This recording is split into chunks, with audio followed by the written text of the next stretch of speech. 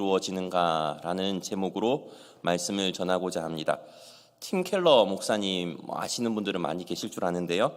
그분의 글 가운데 일은 종류에 상관없이 고귀하다라는 약간의 소제목으로 있는 내용을 한번 읽어드리도록 하겠습니다. 고대 그리스도인들은 노동을 축복으로 보지 않았다고 합니다.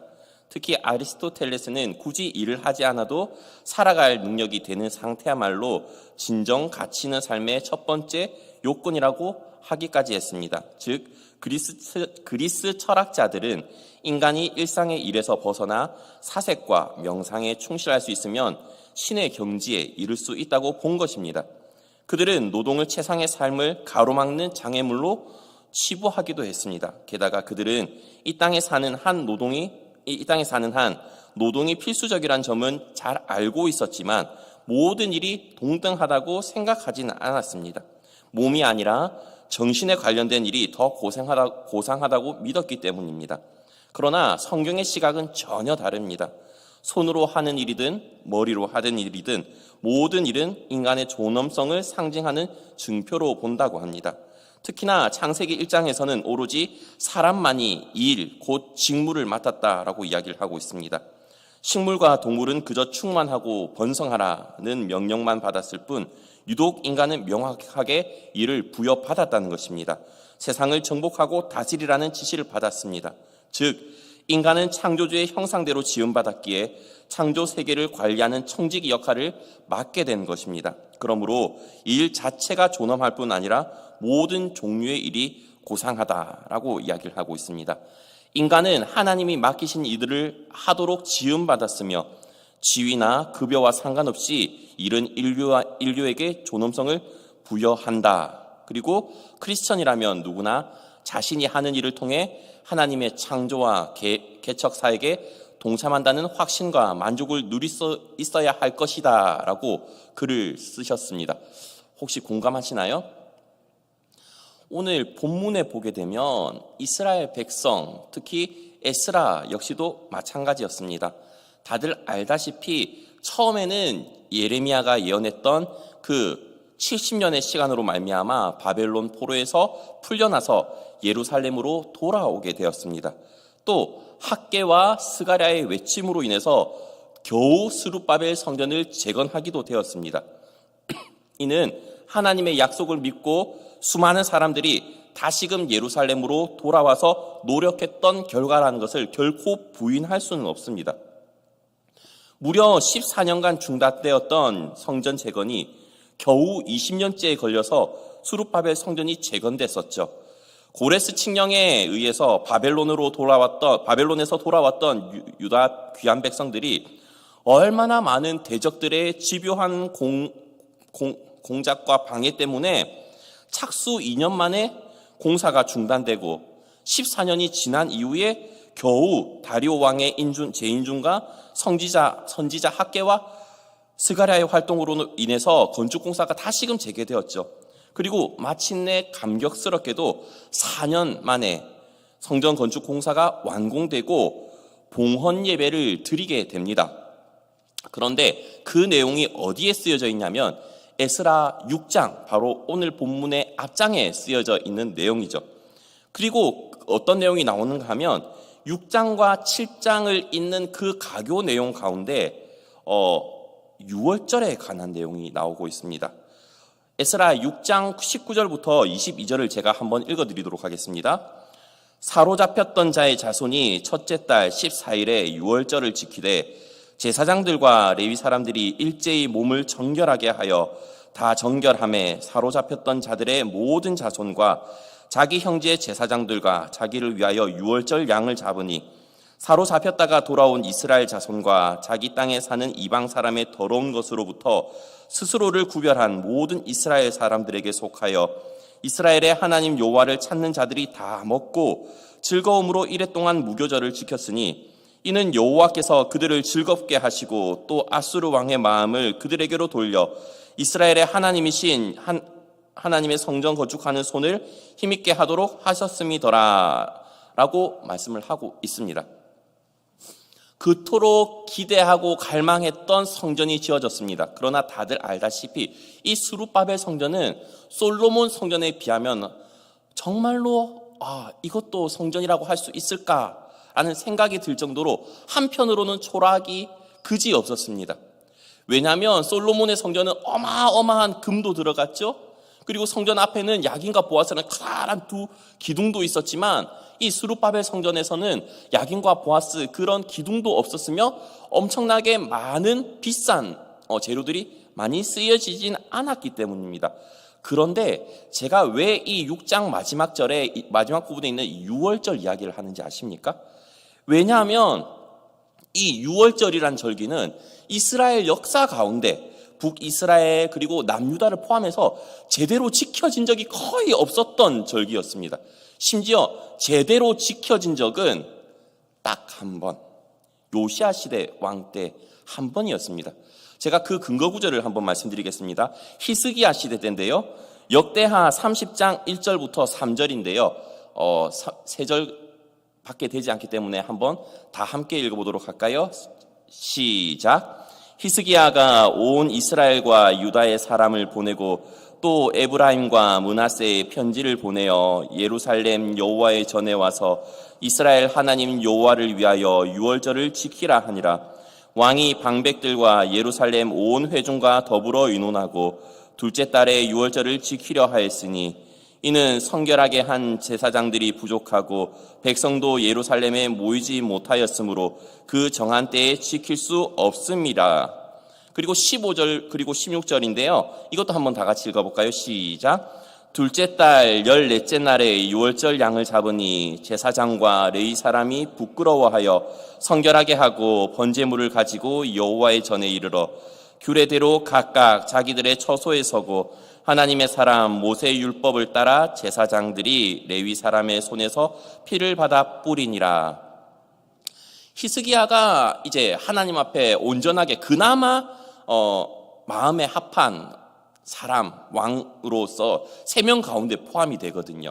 그런데 그 히스기야라는 왕조차 하나님 앞에 유월절을 드리고 싶었지만 제대로 준비가 되지 않아서 원래 첫째 달 14일에 드려야 되는 이 유월절 절기가 제사장들도 부족하고 사람들이 전혀 준비되지 않았기 때문에 한 달 뒤에 이게 절기가 지켜지는 것을 볼 수 있지 않습니까? 그리고 열왕기하 23장 21절부터 23절은 그 뒤에 있었던 요시야 왕 때인데요. 제가 한번 천천히 읽어드리겠습니다. 왕이 뭇 백성에게 명령하여 이르되 이 언약책에 기록된 대로 너희 하나님 여호와를 위하여 유월절을 지키라 하매 사사가 이스라엘을 다스리던 시대부터 이스라엘 여러 왕의 시대와 유다 여러 왕의 시대에 이렇게 유월절을 지킨 일이 없었더니 요시야 왕 18째 해에 예루살렘에서 여호와 앞에 이 유월절을 지켰더라. 하나님 앞에 온전하게 하나님의 그 뜻을 쫓아 살기로 어렸을 때부터 한편으로는 다짐했던 이 요시야 왕조차 언제 겨우 지켰다고요? 왕이 된 지 18째 해에 겨우 이 유월절이라는 절기를 제대로 첫째 달 14일에 지켰다는 말입니다. 그런데 오늘 본문 앞에 있는 이 에스라서 6장 후반절에는 이스라엘 백성들이 바벨론 포로에서 돌아와가지고 그 감격적인 성전 봉헌식을 하고 난 이후에 어떤 절기를 지켰다고요? 유월절 절기. 이스라엘 역사상 제대로 지켜진 적이 거의 없었던 그 유월절 절기를 지키고 난 이후에 이제 오늘 본문인 7장 1절로 들어오게 된다는 것입니다. 그런데 7장 1절을 한번 살펴보도록 하겠습니다. 다 함께 읽어볼까요? 시작. 2일 후에 바사왕 아닥사스다가 왕위에 있을 때 에스라라 하는 자가 있으니라. 그는 스라야의 아들이요 아사랴의 손자요 hil기야의 증손이요 라고 하면서 이제 족보 이야기가 또 나오기 시작합니다. 이제 머리가 아파지기 시작하시죠? 근데 그 부분은 제가 주님의 은혜로 읽지 않도록 하겠습니다. 그런데 우리가 머릿속으로 이 일 후에라고 생각을 하면 어느 정도의 기간이라고 생각을 하시나요? 뭐 길게 잡아봤자 몇 달, 그죠? 1, 2년, 시간으로 생각하실 수가 상당히 많은데요. 엄청난 기간을 두고 한참 있다가 2일 후에라고 하면서 에스라가 이제 사람들을 바벨론에서부터 이제 예루살렘으로 오고 있다는 것을 알 수 있습니다. 그리고 이 에스라서 7장이 중요한 이유가 무엇이냐면 우리가 읽고 있는 책 이름이 뭐라고요 지금? 에스라서. 그럼 이 에스라가 언제쯤 등장해야 원래 맞을까요? 보통은 1장이잖아요. 하나님께서 이 에스라를 부르신 이유가 그는 원래 이 족보 이야기가 먼저 1장 1절부터 나와가지고 이 사람을 들어서 쓰시는데 그 이유가 그 때문이다 이렇게 하면서 나와야 되는데 이 에스라 등장이 7장에 나오고 있습니다. 1장부터 6장까지는 성전 재건이라는 주제를 다루고 있다고 하면 이 에스라가 등장하는 7장부터 10장까지는 공동체 재건이라는 주제로 이어지고 있습니다. 그리고 1차 포로기한과 성전 재건을 주도한 사람이 스룹바벨이라면 후반부인 오늘 본문부터 2차 포로기한과 공동체 재건을 주도한 사람은 에스라입니다. 자, 그리고 한번 지도를 보실까요? 시력이 좋으신 분만 보이실 것 같은데요. 자, 지도 화면에 보면 1차 포로귀환이 주전 536년에 이루어진 반면 2차 귀환은 주전 458년에 이루어졌다고 보이시나요 혹시? 시력이 좋으신 것 같습니다. 그리고 제가 성전 재건이 몇 년도에 이루어졌다고 했습니까? 516년. 지도를 계속해서 보시면 516년에서 2차 포로 기간이 458년입니다. 한 60년 가까이 차이가 나죠? 그죠? 1차 포로 기한과 2차 포로 기한 사이에 78년의 시간이 걸리고 성전 재건이 된 516년과 거의 58년 만에 2차 귀환이 이루어진 셈이라는 것입니다. 그러니까 즉 쉽게 말하면 6월절의 은혜를 경험한 지 58년 정도 지난, 최소 50년 훨씬 지난 이후에 2일 후에 라는 말이 오늘 본문으로 쓰여지고 있다는 것입니다. 그런데 이게 뭔 말을 하냐면 1차 포로 기한으로 돌아왔던 이들이 대부분 죽은 사람이 많겠죠. 그죠? 세대 교체가 된 이후라는 것을 말씀해 주고 있다는 것입니다. 바벨론에서는 이스라엘 백성들이 제대로 드려지지 못했던 그 6월절 절기가 돌아와가지고 유다로 돌아와가지고 성전 재건과 함께 6월절도 지켰습니다. 성전이 다 지어지고 헌당까지 했지만 그 신앙이 제대로 전수되지 못해가지고 암담한 시기 상황 가운데 놓여져 있던 그 시기에 에스라라는 사람이 하나님께 귀하게 쓰임 받는 그 순간이 바로 오늘 본문에 나타나고 있다는 것입니다. 자, 그리고 나서 에스라 7장 1절부터 5절까지 에스라의 족보를 길게 소개하고 있는데 무려 16대 족속 위에 때까지 올라갑니다. 누구로까지 올라가죠? 아론까지 올라갑니다. 여기 이 부분은 사실 해도 되고 안 해도 되는데 이 이야기를 하는 이유가 뭐 때문에 하는 거냐면 이스라엘 백성들에게 있어서 족보는 상당히 중요합니다. 우리나라도 족보를 아주 중요하게 여겼던 시기가 있고 지금도 아주 명문 가문에서는 족보를 따지기도 합니다. 저는 김영김 씨 그 다음에 기억이 나지 않습니다.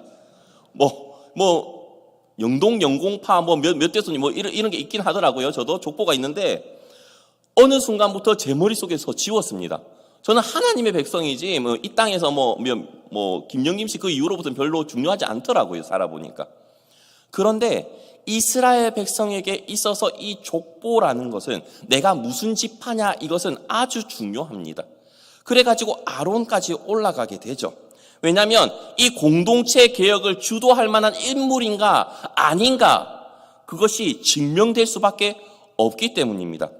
다들 알다시피 아론에게는 4명의 아들이 있었습니다.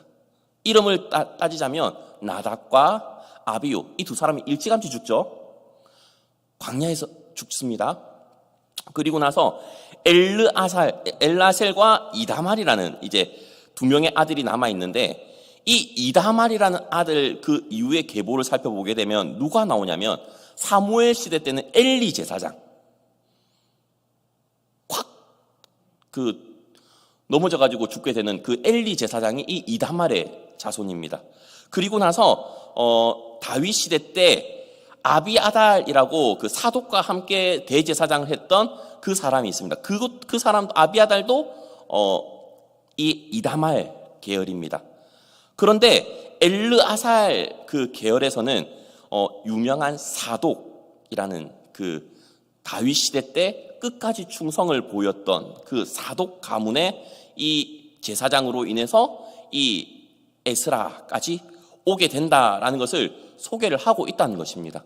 하나님 앞에 끝까지 충성된 사람을 충성을 보였던 이 사독 가문에서 이 에스라가 나왔고, 이 사독 가문 출신인 이 에스라야말로 끝까지 하나님 앞에 충성된 자손이기 때문에 하나님 앞에 그만큼 귀하게 쓰임 받을 수 있다는 것을 누가 납득할까요? 이스라엘 백성들이 납득할 수밖에 없다는 것을 증명하기 위해서 이렇게 족보를 소개를 하고 있습니다. 그리고 나서 6절에 이 에스라라는 사람에게 대해서 소개를 하고 있는데 이렇게 소개를 하고 있습니다.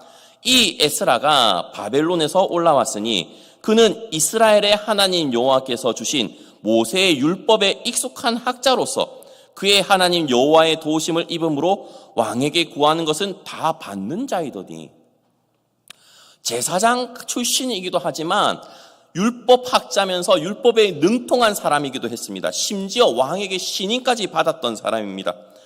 바벨론으로 끌려가 오랜 세월을 살았음에도 불구하고 율법에도 능통했고, 또한 바벨론에서도 유능한 관리로 있었기 때문에 아닥사스다 왕에게 인정을 받았던 인물이라고 소개를 하죠. 그리고 에스라와 그 일행들은 아닥사스다 왕 7년 주전 458년 첫째 달 초하루에 바벨론을 출발했는데, 이렇게 2차 포로 귀환 때는 사실 1차 포로 귀환 때에 비하면 터무니없이 적은 숫자가 들어오게 됩니다. 성경을 보게 되면 에스라서 2장 64절에 보게 되면 42,360명이 1차 귀환 때 들어오게 됩니다. 남자만이니까 꽤 그래도 되겠죠? 그런데 이번에 에스라와 함께 이제 오늘 보면 뒤에 나오는 이야기지만 에스라 8장에서 보면 이 돌아온 수요가 몇 명으로 소개가 되고 있냐면 1773명. 아까 42,000명에 비하면 24분의 1에 불과한 숫자입니다. 바벨론에서 예루살렘까지 1500km 되는 거리, 그리고 매우 덥고 위험한 환경 가운데 4개월 만에 예루살렘에 도착하게 되지만 1차 귀환 때에 비하면 너무나도 터무니없는 숫자가 귀환을 하지 않습니까? 그럼에도 불구하고 오늘 본문인 6절에서도 그렇고 9절에서도 보면 뭐라고 이 에스라에 대해서 소개를 하고 있냐면 하나님의 선한 손의 도우심을 입었다라고 소개를 하고 있습니다. 하나님의 선한 손의 도우심이 뭐냐고 하면 아닥사스다 왕이 이 유대인 귀화민들에게 호의를 베푸는 것입니다. 은과 금과 각종 예물을 가져가게끔 호의를 베풀거든요. 오늘 본문 뒤에 있는 에스라서 7장 22절에서는 이런 말씀이 있습니다. 은은 100달란트까지, 밀은 100고르까지, 포도주는 100밭까지, 기름도 100밭까지 하고 소금은 정량 없이 하라라고 되어 있습니다. 자, 바트는 22리터입니다. 그러니까 100밭이면 2200리터, 그죠? 그리고 고르는 220리터인데, 자, 밀은 100고르라고 하면 22,000리터죠. 그러니까 충분히 먹을 수 있는 양식입니다. 기름도 많이 줬죠. 그런데 그 당시 가장 비싼 그 가치를 내고 있었던 소금을 어느 정도까지 내줬다고 하죠? 정량 없이 하라. 정해진 양 없이 원하는 만큼 줄 수 있었다라고 말을 하고 있습니다. 이렇게 아닥사스다 왕은 이 에스라에게 아주 호의적으로 이 귀환한 사람들을 적극적으로 도왔습니다. 그런데 세상의 눈으로 보면 이 아닥사스다 왕을 어떻게 평가를 하냐면, 이 아닥사스다 왕은 각 나라마다 수호신이 있다고 믿었고, 그 수호신들의 힘을 빌려서 바사와 제국에 안녕을 꾀하였다라고 세상 사람들은 이 아닥사스다 왕을 평가를 합니다. 그런데 우리는 하나님을 믿는 사람으로서 어떻게 성경을 이해하죠? 하나님께서는 아닥사스다 왕 이전에 고레스 왕 때부터, 고레스가 태어나기 전부터 이미 고레스가 이 이스라엘 백성들에게 칙령을 내려서 보내줄 것이라는 것을 이미 예언을 하지 않았습니까? 선지자를 통해서. 그렇게 하나님께서는 이미 모든 것들을 그 계획 아래에 주도하고 계시다라는 것을 우리는 믿습니다. 그런데 그런 물품들을 나중에 들고 예루살렘으로 오는데, 그 전에 이 에스라가 이 고국의 상황과 자기가 그 예루살렘으로 가야겠다라는 생각을 하면서 어떤 것을 다짐하게 되죠? 오늘 본문 10절에 보면 이 에스라가 다짐하는 것이 있습니다. 에스라가 여호와의 율법을 연구하여 준행하며 율례와 규례를 이스라엘에게 가르치기로 결심하였더라. 저는 오늘 본문을 보면 생각나는 사람이 사무엘입니다. 사무엘이 어떤 말씀이 있냐면 사울이 왕위에서 이제 하나님께서 이 사울을 버렸음을 알고도 거의 그 사무엘이 은퇴할 때 나는 그래도 너희들을 위해서 기도하기를 쉬는 죄를 범하지 않겠다라고 말을 했던, 나의 기도가 혹시 이런 노래 아시나요? 제가 고음이 불가해가지고 부르진 못하겠는데 그런 노래가 있습니다. 그런 것처럼 이 사무엘이나 에스라나 하나님 앞에서 결심을 하고 다짐을 했던 것이 있다는 것입니다. 무려 이 여호와의 율법을 계속해서 연구하고 또한 준행, 본인 스스로 지키고 행해가지고 율례와 규례를 이스라엘 백성에게 가르치기로 결심하였더라라고 말씀을 하고 있다는 것입니다. 그런데 여기에서 하나님께서 에스라를 주목하신 이유가 있습니다. 에스라는 왜 그러면 율례와 규례를 이스라엘 백성들에게 가르치기로 결심할 수밖에 없었을까요? 문제점을 알았기 때문입니다. 한때는 포로 귀환에 와가지고 하나님 앞에 성전을 봉헌해 드리고 유월절까지 지켰던 그 백성들입니다. 아무나 할 수 없었던 그 절기를 지켰죠. 왕 때도 못했던 그 절기를 지켜 행했음에도 불구하고 왜 그것이 아름다운 전통으로 이어지지 못하고 신앙의 정수가 되지 못했는가라는 것을 곰곰이 생각해 보니까 뭐가 부족했기 때문이죠? 이스라엘 백성들에게 말씀이 없었다는 겁니다. 하나님의 말씀을 모르니까 어떻게 살아가야 되는지도 모르고 하나님의 뜻도 모르고 하나님께서 나를 향하신 계획도 발견하지 못하니까 사사시대와 같이 자기 소견에 옳은 대로 행하는 그런 시대가 돼버리는 겁니다. 그런데 에스라가 생각하기로 이 백성들이 하나님의 말씀만 제대로 알면 돌이키고 하나님께로 돌아올 거라는 확신이 있는 겁니다. 호세아 시대 때도 하나님은 말씀하시지 않습니까? 너희가 나를 알지 못하기 때문에 망하는도다. 알면 안 망할 건데 모르니까 망한다라고 말을 해도 이 호세아 시대나 우리 시대나 뭘 안 하죠? 성경을 안 읽습니다. 물론 우리 교회는 성경을 필사하고 계시는 수많은 중직자분들이 계시죠. 그런데 이 말씀을 모르는 게 문제점이다라고 생각을 해가지고 이 이스라엘 백성들에게 율례와 규례를 가르치기로 결심했던 사람이 바로 에스라 아닙니까? 신앙의 열정은 갈수록 식어져 가고 항상 주위 나라에서 주위 족속들이 이 이스라엘 백성들을 공격하니까 패배의식에 젖어져 있고 그리고 좌절감 속에서 살아가고 있는 이 백성들에게 아니다, 우리는 하나님이 우리와 함께 하시는 민족이다, 그리고 하나님이 언제나 우리와 함께 하시기 때문에 우리는 능히 이길 수 있다라는 것을 말씀으로써 가르치기로 결심을 하기로 다짐했던 사람이 바로 에스라 아닙니까?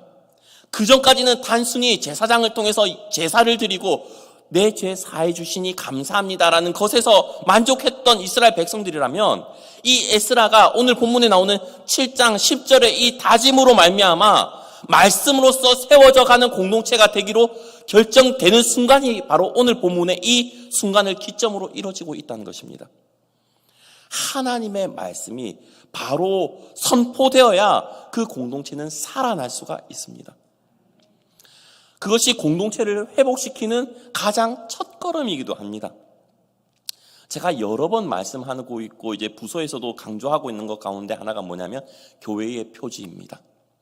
이것이 있어야 교회의 표지입니다. 물론 코로나 시대 때 제대로 지켜지지 못했던 부분도 있습니다. 교회의 표지가 뭐냐 하면 하나님 말씀이 온전히 선포되는 것, 그리고 올바른 성례가 시행되는 것. 성례는 알다시피 세례식과 성찬식을 함께 성례라고 표현을 합니다. 그리고 마지막 하나가 뭐냐면 권징의 올바른 시행, 성도들을 권면하고 잘못했으면 징계하는 것. 그것이 다 있어야 뭐라고요? 교회다 하는 겁니다. 그것이 다 있어야 교회가 건강하게 서 나간다라는 것을 말씀해 주고 있죠. 그 가운데 에스라는 이 이스라엘 백성들에게 가장 필요한 게 무엇이다라고 생각을 했던 거죠? 말씀이다. 말씀이 우리 안에 심겨지고 새겨지면 그것이 힘이 되고 능력이 된다는 것을 아마 우리 모든 성도님들이 공감을 하실 것입니다. 오늘 본문을 준비하면서 옥하는 목사님이 예전에 하셨던 그 이야기가 생각이 났습니다. 교회갱신협의회라고 혹시 아실 분들은 아실 텐데요. 목사님들 목회자분들을 모아놓고 세미나를 하시는 겁니다. 그 가운데 있었던 예화입니다. 다들 알다시피 사랑의 교회가 한참 부흥할 때 그 옆에 교회에서 스님이 정말 궁금했다고 합니다.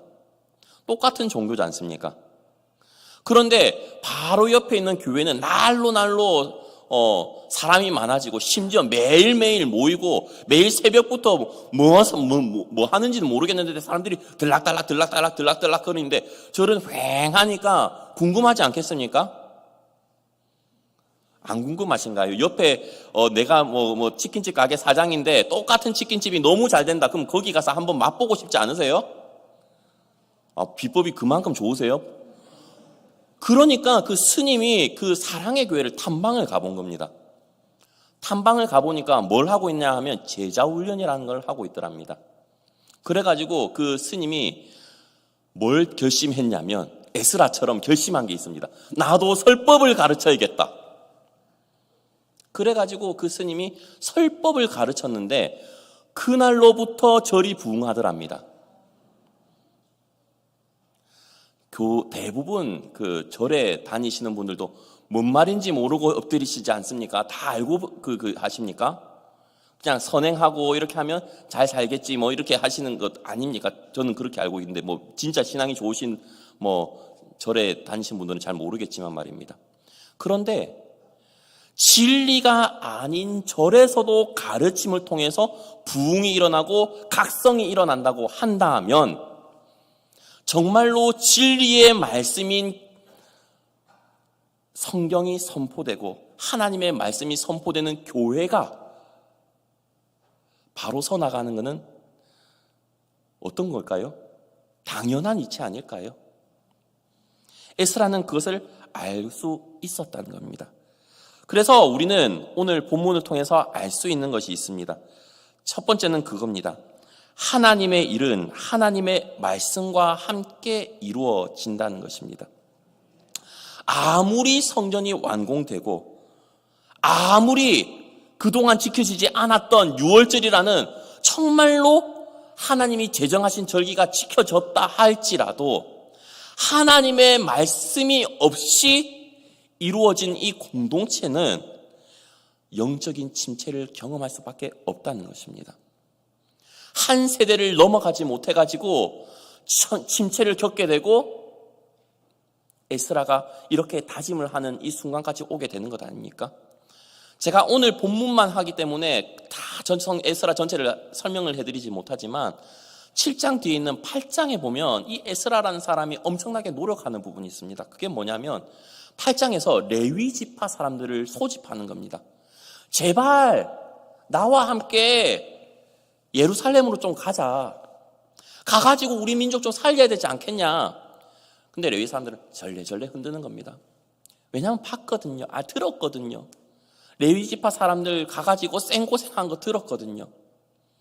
우리 다들 알다시피 사사시대 때도 사람들이 11조를 내지 않아가지고 레위지파 사람들 쫄쫄이 다 흩어지고 그런 것 나옵니다. 그 시대가 있었습니다. 그런 삶을 듣기도 하고 알고 있기 때문에 레위 사람들이 굳이 거기까지 가가지고 고생을 안 하려고 하는 겁니다. 그러니까 이 에스라는 애타는 마음으로 레위 사람들에게 그럼에도 불구하고 가자라고 독려하는 장면이 8장에 나옵니다. 그리고 나서 우리가 또 알 수 있는 것이 있습니다. 두 번째인데요. 하나님의 일은 성실함과 거룩함을 지키고 있는 사람을 통해서 이루어진다는 것입니다. 크게 많은 사람이 필요 없습니다. 물론 많으면 많을수록 좋겠죠. 그런데 하나님께서는 꼭 한 사람을 먼저 들어서 써주십니다. 오늘 본문을 봐도 60년 동안 그 성전이 지어지고 유월절 절기는 지켜졌지만 그 이후로 계속해서 침체기를 겪고 있는 이 이스라엘 백성들을 향한 이 에스라의 결단, 그리고 그 마음, 하나님 앞에 신실한 그 마음, 왜 에스라는 그토록 하나님의 율법을 연구하고 했을까요? 공부하는 게 좋아서일까요? 공부가 제일 쉬웠어요. 그런 사람일까요? 아닙니다. 왜 우리 민족이 이렇게 됐을까? 하나님, 우리 민족이 왜 이렇게 됐나요? 뭐가 문제인가요? 말씀을 통해서 그걸 알고 싶었기 때문입니다. 그리고 말씀을 연구하면 연구할수록 그게 답이 나오거든요. 그런데 이것을 나만 알아서 될까요? 아니잖아요. 저도 이런 말씀 나만 알고 싶지 않아요. 그러니까 이 자리에 서서 우리 성도님들과 함께 나누는 것 아니겠습니까? 에스라는 이걸 나만 알아서는 안 된다. 우리 모든 이스라엘 백성들이 이 말씀을 알아가지고 주님 앞에 나아가서 회개하고 돌이켜야 된다라고 생각을 하고 다짐을 하기 때문에 7장 10절의 말씀이 나오게 되는 것입니다. 그렇게 하나님의 일은 신실하고 거룩함을 그리고 지키고 있는 사람들을 통해서 이루어지고 있습니다. 그리고 마지막 세 번째는 하나님의 일은 사람의 많고 적음에 달린 것이 아닙니다. 아까도 말했다시피 1차 귀환한 인원에 비해서 2차 귀환한 사람의 수는 무려 24분의 1에 불과합니다. 1차 귀환한 사람의 수는 42,000명대, 그리고 2차 귀환하는 사람은 1773명, 물론 남자만 계수했겠죠. 터무니없는 수에 불과하지만 이 이스라엘 백성들이 이제 다 예루살렘으로 와가지고 에스라가 율법을 낭독하고 하나님의 말씀을 가르치기 시작하니까 통곡하고 회개의 바람이 일어나기 시작하면서 공동체가 재건되는 것 아니겠습니까? 저는 그렇게 생각을 합니다. 우리 교회도 마찬가지입니다. 정말로 우리 교회 역시 이 강단 가운데서, 그리고 구역 모임 하는 가운데서, 모든 모임 가운데서 하나님의 말씀이 온전히 선포되고 나누어지게 되고, 그리고 내가 하나님 앞에 귀하게 쓰임받고 싶다, 나만 아는 것이 아니라 모든 성도님들과 우리 구역원들과 함께 이 은혜를 나누고 싶다라는 그 마음이 생겼을 때, 그리고 그런 마음을 가진 그 소수의 인원들을 통해서 이 교회가 다시금 회복되고 주님 앞에 온전히 서 나가는 공동체가 될 줄 믿습니다. 묵상하는 그리스도인이라는 책에 보면 이런 내용이 나옵니다. 다들 아시는 조지 뮬러라는 목사님에 관한 내용이거든요. 제가 한번 천천히 읽어드리도록 하겠습니다. 많은 사람들이 조지 뮬러에게 어떻게 든든한 후원자로부터 재정적 뒷받침을 받지 않고도 고아들을 돌보는 기적들을 체험할 수 있었는지 그 비결을 묻는다. 그에 대한 해답을 얻기 위해 더 소울푸드라는 그의 자서전을 참조해 볼 필요가 있다. 주님 안에서 행복하지 않고 속사람이 날마다 새 힘을 얻지 못한다면 우리가 주님을 위해 하려는 모든 일을 바른 마음으로 행할 수 없다. 나의 현재 습관과 이전 습관의 차이는 이것이다. 이전에 나는 아침에 일어나면 가능한 한 바로 기도했고 거의 모든 시간을 기도로 보냈다. 그런데 그 결과가 무엇이었는가? 나는 종종 15분이나 30분, 때론 1시간까지 머릿속에 혼란으로 많이 괴로워한 후에야 진짜 기도할 때가 많았다. 이제 나는 이런 식으로 괴로워하는 일이 거의 없다. 지금은 하나님의 자녀가 아침마다 해야 할 첫 번째 일이 속사람을 위한 양식을 얻는 것임을 분명히 안다. 속사람을 위한 양식은 무엇인가? 하나님의 말씀이다. 하나님의 말씀을 단순히 읽기만 해 물이 파이프를 흐르듯 말씀이 우리 마음을 그냥 통과하게 하는 것이 아니다. 읽는 말씀에 주의를 기울여 하나님의 축복 아래 묵상할 수 있다. 아니, 우리가 약할수록 우리의 속사람을 강건케 하기 위해 말씀 묵상이 더욱 필요하다. 영적인 준비가 없는 상태에서 헌신하거나 시련을 겪을 때와 이른 아침 영혼이 새롭게 되고 행복해질 때는 얼마나 다른지. 조지 뮬러는 브리스톨의 고아의 아버지로 불렸고 5만 번 이상 기도에 응답 받은 사람으로 유명합니다. 그러나 그의 책 중 조지 뮬러가 경험한 기도의 재조명이라는 책 내용 가운데서도 성경 읽는 방법인 정독과 통독에 대한 글이 있다는 것 아십니까? 기도만 응답받은 것으로 유명한 조지 뮬러 목사님이 아니라 실제로 조지 뮬러 목사님은 성경을 200번 이상 읽은 분으로도 유명한 분이십니다. 그렇기 때문에 우리 역시도 말씀이 우리를 살아나게 하고 말씀이 공동체를 살아나게 하고 회복시킨다는 것을 믿었으면 좋겠습니다. 첫 번째, 아까도 말씀드렸다시피 다시 한번 3가지 대지를 나누겠습니다. 하나님의 일은 하나님의 약속의 말씀과 함께 이루어집니다. 하나님의 일은 성실함과 거룩함을 지키는 사람을 통해서 이루어집니다. 하나님의 일은 사람의 많고 적음에 달린 것이 아닙니다. 하나님, 이 시간 잠깐 다 함께 기도하실 텐데요. 하나님, 우리 교회가 그리고 우리 가정이, 우리 부서가, 우리 구역이 하나님의 말씀으로 세워져 나갈 수 있도록 은혜 베풀어 주시옵소서. 하나님, 내가 성실함과 거룩함으로 주님 앞에 나아가고 싶습니다. 나뿐만이 아니라 우리 부서, 우리 구역, 우리 가족 구성원들이 그렇게 될 수 있도록 도와주시옵소서. 사람의 많고 적음으로 하는 것이 아니라 내가 여기 있사오니 나를 통해서 이 일을 이루어 주시옵소서라고 다 함께 주여 외치고 기도하겠습니다. 주여! 사랑이 많으신 하나님 감사합니다. 오늘도 이렇게 에스라서의 말씀을 함께 나누면서 하나님의 일은 어떻게 이루어지는가라는 제목으로 말씀을 나눴습니다. 하나님, 정말로 이 하나님의 일은 정말로 하나님의 말씀으로 인해서 이루어진다는 것을 알고 있습니다. 그렇기 때문에 에스라는 이 말씀, 율례와 규례를 이스라엘 백성들에게 가르치기로 결심하였습니다. 자기만 알아서 될 것이 아니라 이스라엘 모든 백성들이 하나님의 말씀을 알아야 공동체가 회복되고 재건될 수 있다는 것을 믿었기 때문입니다.